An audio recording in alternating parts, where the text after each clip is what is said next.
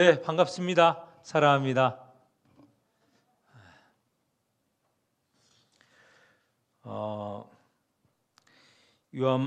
마가복음 13장은 종말에 관한 장이라고 말씀을 드렸습니다. 그래서 지난 2시간, 3시간이죠? 2시간입니다.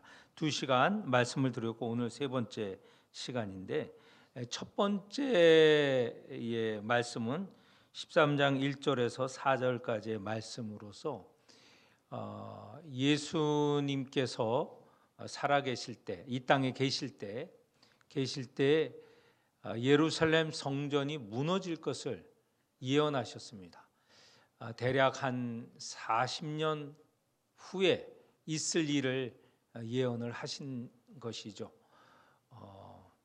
당시 이스라엘은 예루살렘이 신앙의 중심지였습니다. 예루살렘 성전에 하나님께서 임하시고 이스라엘 백성은 그 앞에 나아가 제사드리며 예배하는 것이 하나님 백성으로서 특권이라고 생각했습니다. 다른 나라 민족에게 주시지 않는 특별한 그런 백성의 권리라고 생각을 했습니다. 예루살렘 성전이 그들의 신앙의 중심일 뿐만 아니라 모든 생활의 중심이죠. 그런데 그 성전이 무너질 거라는 예언, 얼마나 무서운 예언입니까? 그것을 들은 사람은 또 어떻겠습니까? 이런 예언을 한 예수를 참아낼 수 있지 않죠. 저런 예언을 한 예수는 죽어 마땅하죠. 그렇게까지 분노를 일으킬 수 있는 예언입니다. 그런데 예수님께서 예언을 하셨어요. 2절에 보면 네가 이 큰 건물들을 보느냐? 돌 하나도 돌 위에 남지 않고 다 무너뜨려지리라. 이런 예루살렘 성전이 무너지는 게 실질적으로 일어났죠. 70년 8월 29일, 지금은 2025년 2월, 오늘 며칠이죠? 5일인가요?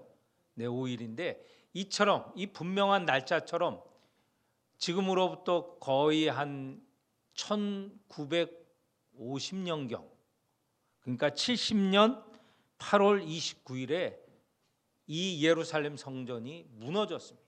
불타고 무너지고, 그래서 성전 터가 남아있지 않습니다.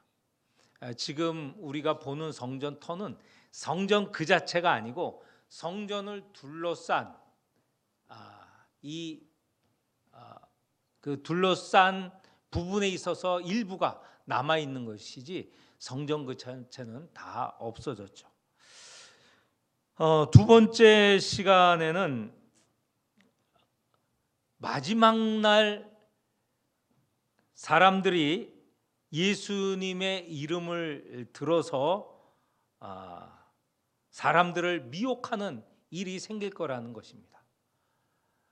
예수님의 이름을 들어서 내가 재림 예수다, 이런 예언들이 있을 터인데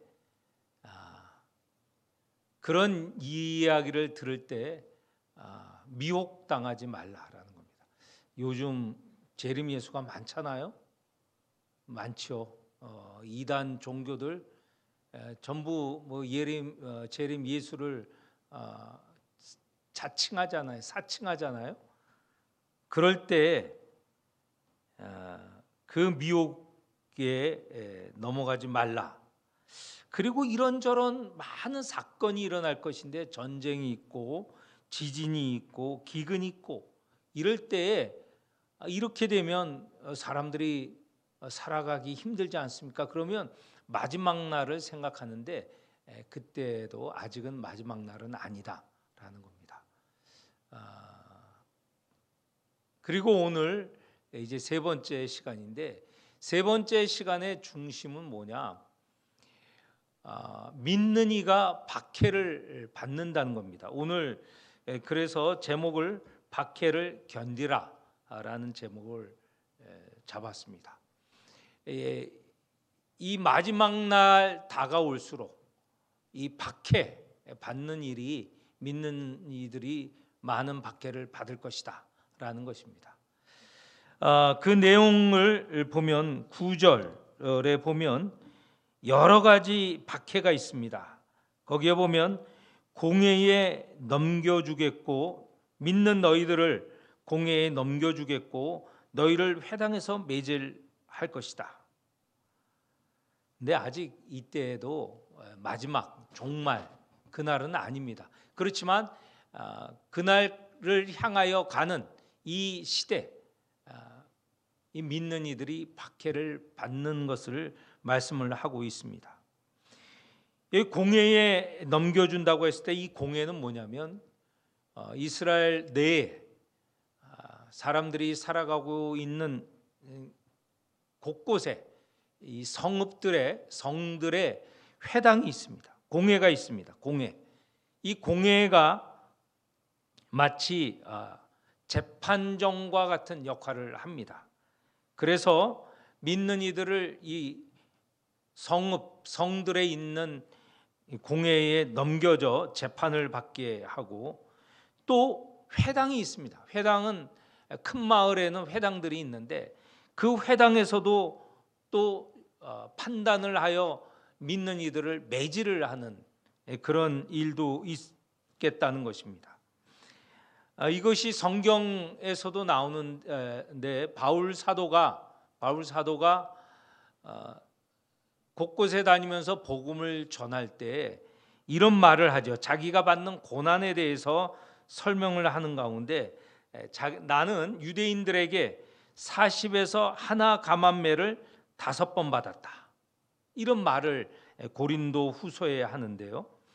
여기에 39대의 이 매질을 당한다는 것, 이게 기원이 있는 징벌이었습니다.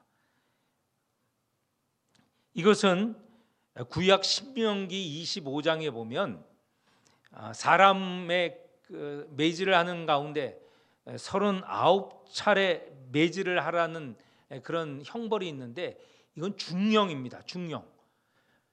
왜 40에 하나가만 39이냐? 40 정도 때리면 사람이 죽게 되거든요. 그래서 하나 뺀 39차례 매질을 가는데 이것도 거의 사람을 초죽음으로 만들게 되는 것이죠. 이런 것을 바울 사도는 5번이나 당했습니다. 5번 죽을 뻔했다는 것이죠. 그것만 있습니까? 또 여러 죽을 뻔한 일들을 말을 하고 있는데, 이렇게 매질을 한다, 회당에서 매질 당한다라는 것은 거의 이 죽을 수도 있는 그런 형벌도 회당에서 받게 된다. 믿는 이들이 자기가 사는 도시에서 또는 자기가 사는 마을의 회당에서 이렇게 고난을 받을 것이다 라는 것을 말씀을 하고 있습니다. 더 나아가서 중반 이후에 9절 중반 이후에 보면 권력자들과 임금들 앞에서 역시 재판을 받게 되는데, 이 권력자 임금들 앞에서 받는 재판은 굉장히 중대 범인들이 이런 재판을 받는데, 이렇게 될 정도면 굉장히 어려운, 살아나기 어려운 상황이죠. 이것뿐만 아니라 또 이 당시가 되면 그렇게 외부 사람들에게 고난을 당할 뿐만 아니라 12절에 보면 가족 가운데서도 가문, 식구들 또는 이 가문, 자기와 같이 살아가는 친척, 그들이 사는 이 그룹에서 고난을 받을 것을 말하고 있죠. 거기에 보면 형제가 형제를, 아버지가 자식을, 자식이 부모를 대적하여 죽게 하리라. 이런 비극이 또 어디 있겠습니까? 예수를 믿는다는 것 때문에 이런 고난이 있을 것이다. 근데 실질적으로 이런 일들은 역사상 비일비재하였습니다. 이 가운데 권력자들과 임금들 앞에 서서 고난을 받을 것을 말을 하고 있는데, 우리가 잘 알고 있는 일제 말 30년 1930년 후반에 일제가 만주 전쟁, 만주에 나가 만주를 지나서 만주를 차지하고 또 중국과 전쟁을 일으킵니다. 중일 전쟁이죠. 그리고 나서 곧 태평양 전쟁을 일으키는데, 이 태평양 전쟁은 주로 미국과 싸우는 겁니다. 이 제2차 세계 대전에 독일은 저쪽 유럽에서 영국과 프랑스와 또 다른 나라와 싸우는 것이고, 일본은 독일과 한편이 되어서 동맹국이라고 하죠. 한편이 되어서 이 태평양, 일본이 있는 태평양에서 미국을 대상으로 싸웠습니다. 제2차 세계대전. 우리 쪽에서는, 또는 일본은 태평양 전쟁이라고 하죠. 이런 것을 일으키기, 중일 전쟁이 일어나고 태평양 전쟁이 이제 막 시작될, 그러니까 굉장히 국가적으로 위기의 시기, 일본으로 본다면 위기의 시기에 자기 나라 일본과 일본의 식민지를 똘똘똘 뭉치기 위해서 이 식민지에 여러 가지 강요를 합니다. 그런 강요 가운데 하나가 들어보셨을지 모르겠지만, 이 우리가 살고 있는 이 조선 반도라고 하죠. 조선 반도에 살고 있는 조선인들, 식민지 백성들을 일본에 충성하게 하기 위하여서 여러 가지 정책을 피는데, 그 가운데 하나가 일본 말을 쓰라고 하는 것이고요, 강요하는 것이고, 또 너희들은 일본의 백성이 되었다, 이 일본 천황의 백성이 되었다, 그것을 자부하여 한국 신민서사라는 것을 읊게 하였습니다. 이 내용이 뭐냐면, 제가 한번 찾아봤는데 이런 내용을 해요. 우리들은 대일본 제국의 신민입니다. 일본 제국의 신민이라는 거 강조하고, 두 번째, 우리들은 마음을 합하여 천황 폐하에게 충의를 다합니다. 이게 뭐예요? 천황에게 충성스러운 신하가 되어야 된다는 것이죠. 세 번째는 우리들은 인고 단련하여 훌륭하고 강한 국민이 되었습니다. 그러니까 일본의 백성이 되었고 천황의 자식이 되었고, 또 그래서 일본을 위하여 충성을 다하겠다라는 것을 매일 이런 것을 읊게 하였습니다. 또 궁성요배라고 해서요, 이 궁성이 있는, 천황이 있는 이 궁성을 향하여 절하게 하였습니다. 근데 이거는 무엇과 같으냐? 아직 이것이 우상 숭배는 아닙니다. 그렇지만 우리에게 있어서는 거부해야 될 그런 예의죠. 우리도 지금 대한민국에서도 우리도 어떤 공식적인 행사를 할 때 국기에 대한 경례도 하고요, 또 이런 것 하지 않습니까? 그것과 같은 내용입니다. 그런데 그래도 우리가 일본의 식민지로서 천황의 백성이다라고 하는 거, 사실 독립운동을 하는 입장에서는 거부하고 해야 되는 것이고, 또 독립운동을 하지 않고 일반 백성들도, 우리 대한 사람들도 이런 한국 식민 서사나 또는 궁성요배하는 것을 기분 나빠하는 거죠. 그런데 진짜 문제가 되는 것은 신사참배입니다. 신사라는 것은 일본의 종교 신도라는 게 있어요. 그 종교에 말하자면 그들의 그 절이에요. 신사.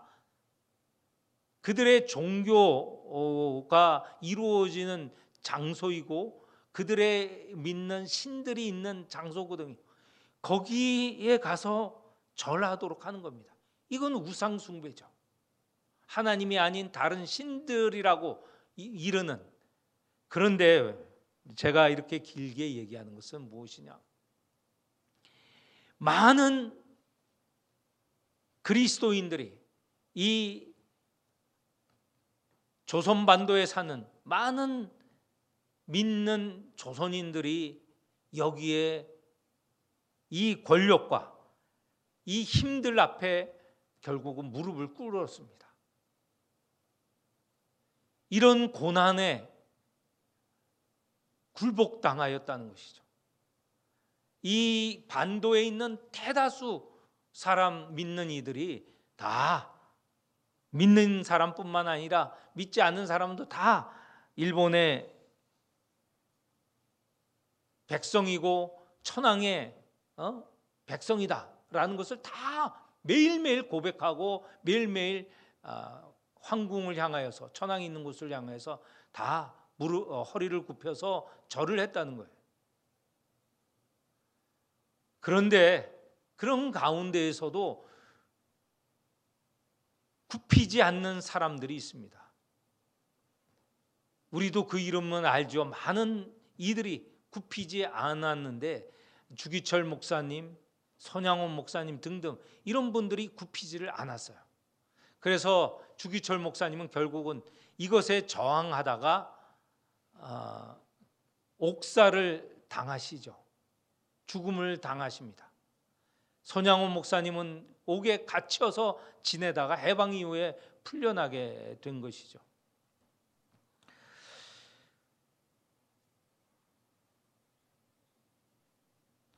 해방 이후에 주기철 목사님이 목회하던 곳은 평양입니다. 산정현 교회라는 곳에서 목회를 하셨는데, 이 평양 교회인데, 평양에 있는 교회인데, 해방 이후에 북쪽에는 소련군이 진주하고 남쪽에는 미군이 진주하게 되었습니다. 소련군이 진주할 때 북쪽에서 누구를 내세우냐면 우리가 잘 아는 김일성을 내세웠거든요. 김일성이 북쪽을 말하자면 다스리게 되었습니다. 그때 김일성이 주기철 목사님 사모님, 오정모 사모님이라고 불러서 민족을 위하여서 훌륭한 일을 하였기 때문에 순교를 당했다는 것을 이제 민족적으로 귀한 일을 했기 때문에 이분에게 상을 주려고 했습니다. 훈장을 주려고 했는데 이 사모님이 거부했습니다. 주 목사님이 순교를 한 것은 민족적인 일보다는 하나님께 충성하려고 했던 일이었기 때문에 김일성이 말하는 민족적인 큰 일을 행하여서 준다는 이 훈장을 받을 필요가 없다. 거부를 했습니다. 그런데 여기서 주 목사님이, 주기철 목사님이 한 일이 민족적인 것인가 아니면 하나님께 충성한 일인가, 이 둘 사이에 사실은 어떤 것이 옳으냐 맞느냐라는 것에 대한 논쟁이 있습니다. 주기철 목사님은 하나님께만 절하고 하나님께만 충성한다. 그것일까 아니면 일본에 대항하여서 이 대한 사람으로서 일본에 저항하는 행동이었는가? 저항하다가 죽임을 당하였는가? 여러분 어떻게 생각하세요? 주기철 목사님이 한 일은 어떤 면일 것 같아요?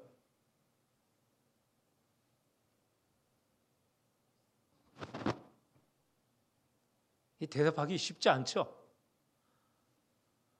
그런데 그 당시에 이렇게 판단이 됩니다. 그 당시에 가장 하나님께 충성한 사람이 가장 민족을 사랑하는 일을 했다는 거예요. 그러니까 주기철 목사님은 그런 두 가지를 분리해서 생각할 게 아니고 같이 한 일입니다. 하나님께 충성하기 때문에 일본 제국이 내세우는 신사 참배, 우상 숭배를 거부한 것이죠. 그런데 그 신사의 우상을 거부하는 행동이 결국은 일본이 내세우려고 하는, 일본 식민주의가 내세우려고 하는 가장 중심의 사상, 종교, 사상의 중심에 있는 것을 말하자면 거부한 거예요.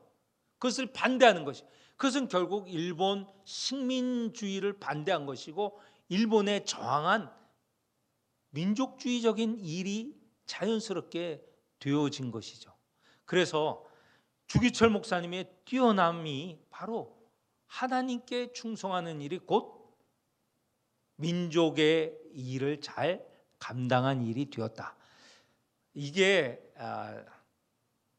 오늘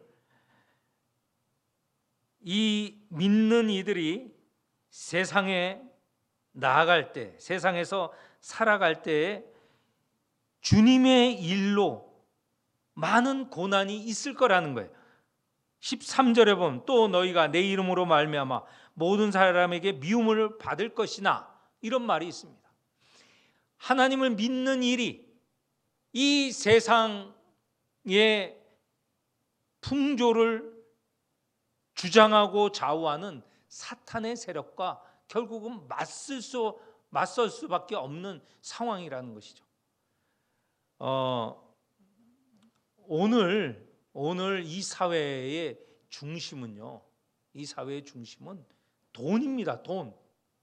모든 것이 돈을 벌고, 그것도 많이 벌고, 많이 벌다 보면 돈이 시키는 일을 하게 되는 것이 오늘 세상 사람들의 일이에요.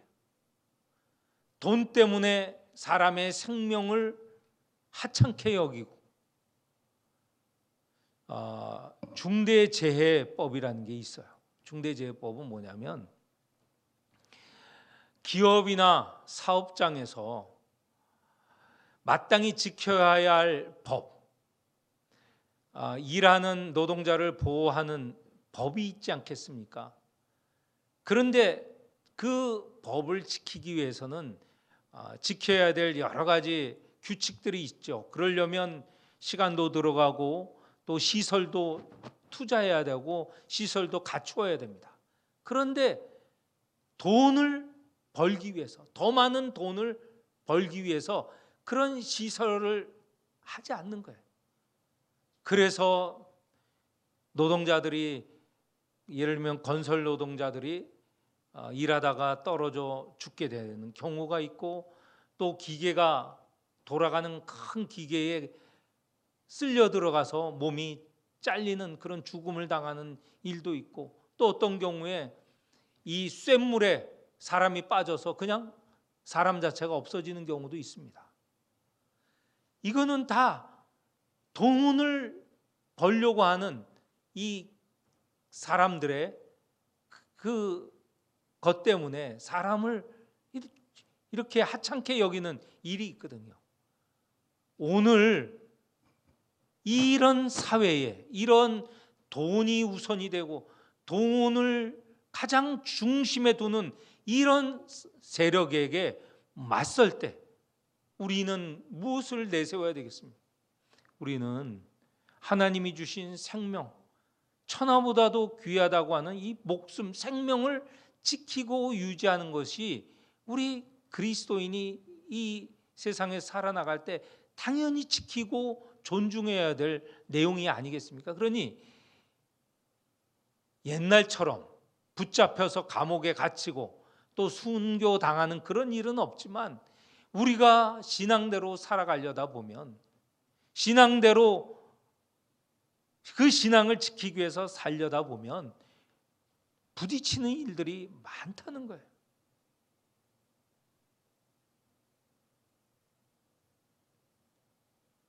참 안타까운 것은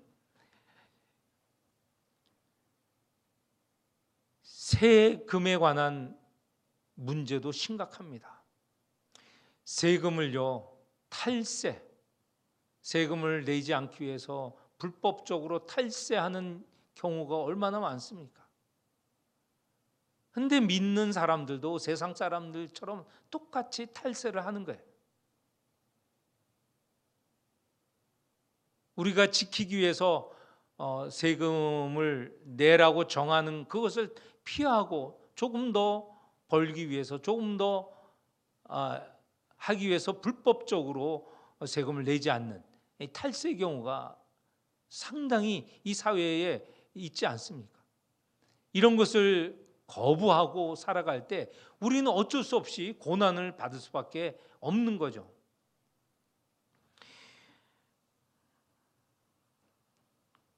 많은 분들이 그렇습니다. 그렇게 얘기를 합니다. 법대로 다 지키려면요, 아무것도 남는 거 없고요, 우리 살아갈 수 없어요.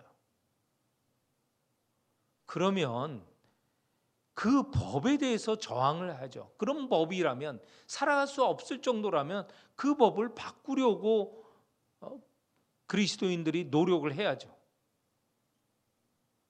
그런데 한번 정해진 법은 지키려고 하는 것이 또 우리들의 최선의 모습이 아니겠습니까? 예전 우리 믿음의 조상들은 이런 고난을 능히 싸워냈습니다. 오늘 이 말씀, 우리가 읽은 9절에서 13절의 말씀은 다름 아닌 예수께서 주신 말씀이에요. 예수께서 하신 말씀이에요. 귀한 말씀이죠. 금과 같은 말씀 아닙니까? 이 말씀을 받고 우리가 이 말씀을 잘 이해하고 이 말씀대로 살아가려고 하는 것이 예수를 따르는 이 믿는 이들의 모습이 아니겠습니까? 자, 이렇게 고난이 있지만 우리를 그대로 세상에 두시지는 않습니다. 11절 우리 같이 한번 읽어볼까요? 11절 사람들이 너희를 끌어다가 넘겨줄 때에 무슨 말을 할까 미리 염려하지 말고 무엇이든지 그때 너희에게 주시는 그 말을 하라. 말하는 이는 너희가 아니요 성령이시니라. 여기에 보면 그 임금과 권력자들 앞에 끌려갈 때 그 앞에서 이길 수 있는 힘은 우리에게서 나오는 것이 아니고 성령께서 함께 하신다는 겁니다. 성령께서 함께 하시기 때문에 우리가 이겨낼 수 있다는 것이죠. 그리고 우리에게 기대하시는 것도 있습니다. 그것은 13절입니다. 13절 같이 읽어보겠습니다. 13절 시작. 또 너희가 내 이름으로 말미암아 모든 사람에게 미움을 받을 것이나 끝까지 견디는 자는 구원을 받으리라. 여기에 보면 인내하라는 말씀도 있습니다. 끝까지 견뎌야 된다. 세상이 만만치 않죠. 지금까지 살아오신 분들 다 경험하시지 않습니까? 얼마나 힘듭니까? 얼마나 많은 수고가 있어야 되고 또 수고는 한다 하더라도 얼마나 많은 고난이 있고 이 고난을 이겨낼 힘이 없음을 늘 깨닫지 않습니까? 그런데 성령께서 함께 하신다는 것이죠. 그리고 우리에게 이런 인내를 원하시는 것을 말씀하고 있습니다. 요한계시록 1장서부터 22장까지요.